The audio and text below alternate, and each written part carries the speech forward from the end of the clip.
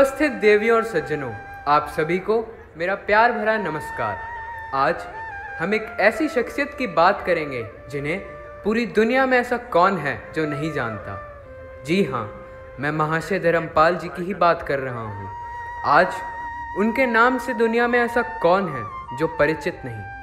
स्पष्टवादी, मानवतावादी, समाज सेवा में कार्यरत, मसालों की दुनिया के बादशाह, महान व्यक्तित्व के धनी, दानवीर एवं यज्ञ के प्रति पूर्ण निष्ठा रखने वाले, आर्य समाज की विचारधारा को विद्यालयों के माध्यम से जन जन तक पहुंचाने वाले, जिनका नाम तो धर्मपाल है, परंतु इन्हें महाशय के नाम से क्यों जाना जाता है, आइए यह जानने के लिए हम चलते हैं उनके सत्संग भवन में।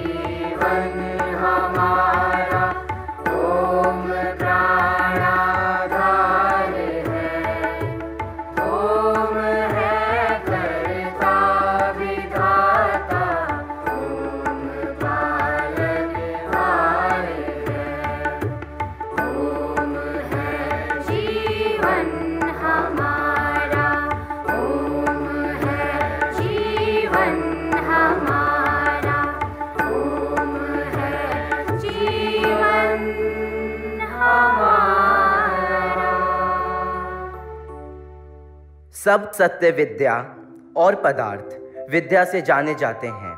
उन सब का आदि मूल परमेश्वर है। वेद सब सत्य विद्याओं का पुस्तक है। वेद का पढ़ना पढ़ाना और सुनना सुनाना सब आर्यों का परम धर्म है। सत्य को ग्रहण करने और असत्य को छोड़ने में सर्वदा उद्यत रहना चाहिए। सब काम धर्मानुसार अर्थात सत्य और असत्य को विचार करके करने चाहिए। सबसे प्रीतिपूर्वक धर्मानुसार यथा योग्य वर्तना चाहिए। नमस्ते जी, नमस्ते जी, नमस्ते जी। अरे वाह, तुम्हें तो नमस्ते जी बोलना बहुत अच्छे से आता है। जी हाँ महाशय जी, ये आपके ही दिए हुए संस्कार हैं। हाँ, मैं भी यही चाहता हूँ। हमारी भारतीय सभ्यता और संस्कृति इसी ओर आगे बढ़ती रहे। महाशय जी यह कहना चाहते हैं कि हमारी भारतीय सभ्यता और संस्कृति इसी ओर आगे बढ़ती रहे, लेकिन हमारी आज की युवा पीढ़ी को तो ईश्वरीय पूजा और हवन यज्ञ का महत्व ही नहीं पता। महाशय जी, हम सब जानना चाहेंगे कि आपके नाम के साथ महाशय उपाधि कैसे और कब जुड़ी। इसे जानने के लिए तुम्हें मेरे साथ सियालकोट सत्संग भवन चलना होगा।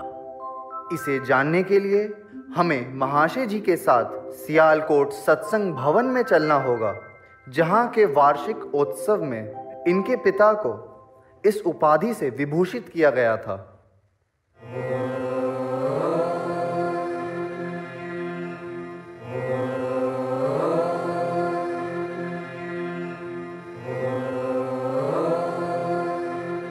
आइए माशा जी, आइए, स्वागत है आपका। मंत्री जी नमस्ते, धन्यवाद आपका। आचार्य जी नमस्ते। नमस्ते जी, कहिए क्या परिचय है आपका? जी, मेरा नाम चुन्नी लाल है। मैं मसालों का व्यापार करता हूँ। मैं आपसे कुछ जानना चाहता हूँ। बताइए, क्या जानना चाहते हैं आप? अभी जब मैं आर्य समाज में आया तो मंत्री जी ने मुझे माशा कहकर पुकारा। मैं समझ नहीं पाया कि उन्होंने मुझे माशा क्यों कहा, क्योंकि माशा तो उन्हें कहते हैं जो पशुओं की खाल उतारने का काम करते हैं। मुझे लगता है उन्होंने आपको माशा नहीं, महाशय जी कहा होगा। जी हाँ आचार्य जी, मैंने इन्हें महाशय कहकर ही तो पुकारा था। अच्छा, महाशय शब्द का अर्थ क्या होता है? मैंने तो आज तक बस माशा ही सुना है। चुन्नीलाल जी, महाशय का अर्थ होता है महान आशय वाला, अर्थात जिसकी सोच महान हो, जिसका उद्देश्य महान हो, वह ईमानदार और मेहनती हो, वह कभी किसी का बुरा ना चाहे, परंतु निरंतर सभी के भले के लिए ही कार्यरत रहे। आइए महाशय जी, विराजिए और सत्संग का आनंद उठाएं।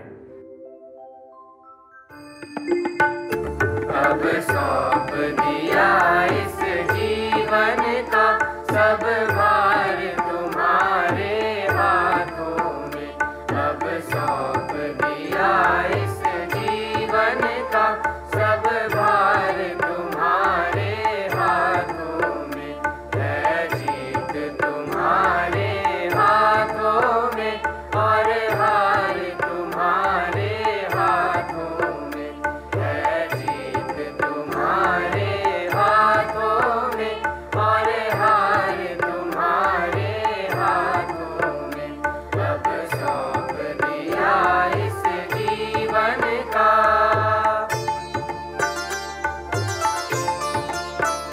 मेरा निश्चय बस एक यही, इस बार तुझे पा जाऊं मैं, इस बार तुझे पा जाऊं मैं। अर्पण कर दूं जीवन भर का सब प्यार तुम्हारे हाथों में। अब सौंप दिया इस जीवन का सब भार तुम्हारे हाथों में। अब सौंप दिया इस जीवन का।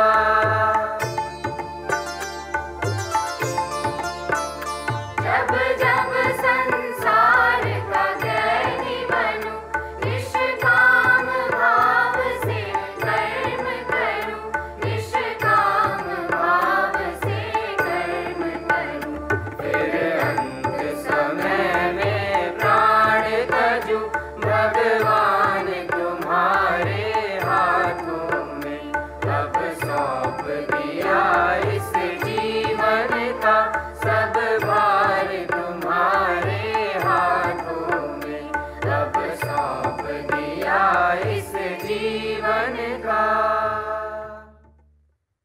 आचार्य जी, आपका बहुत बहुत धन्यवाद।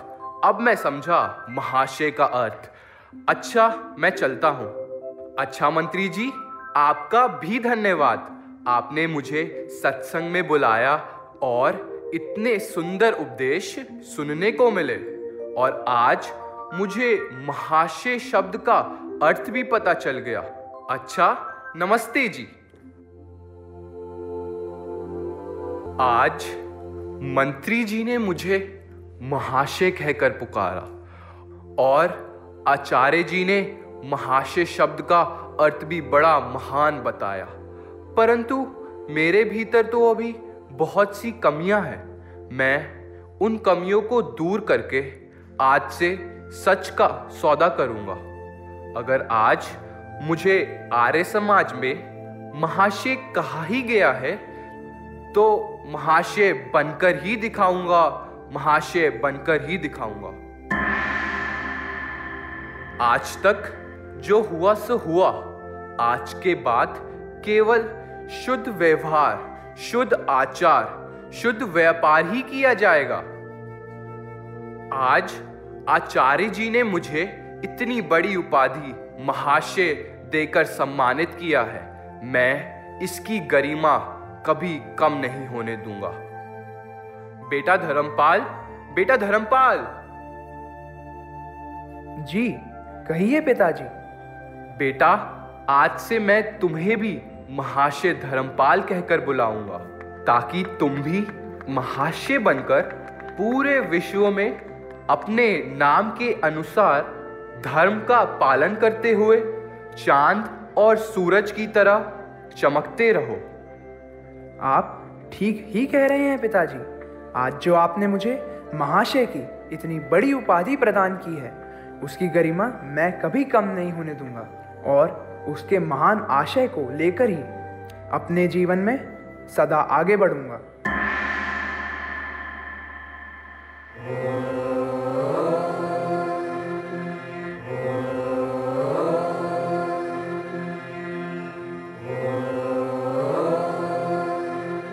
तब से लेकर आज तक मैंने अपने पिता द्वारा दी गई उपाधि और उनके कथनों को अपने जीवन में शुद्ध आचरण और शुद्ध व्यवहार को आत्मसात कर लिया है, और इसीलिए आज मैं परम पिता परमात्मा की कृपा से इस मुकाम तक पहुंचा हूं। मेरा आप सभी से यही अनुरोध है कि आप मेरे द्वारा निर्धारित इन 6 नियमों का पालन अपने जीवन में अवश्य करें। पहला, ईमानदार बने।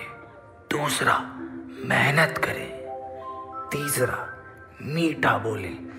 चौथा, कृपा परमपिता परमात्मा की। पांचवा, आशीर्वाद माता पिता का। और आखिरी, प्यार सारे संसार का।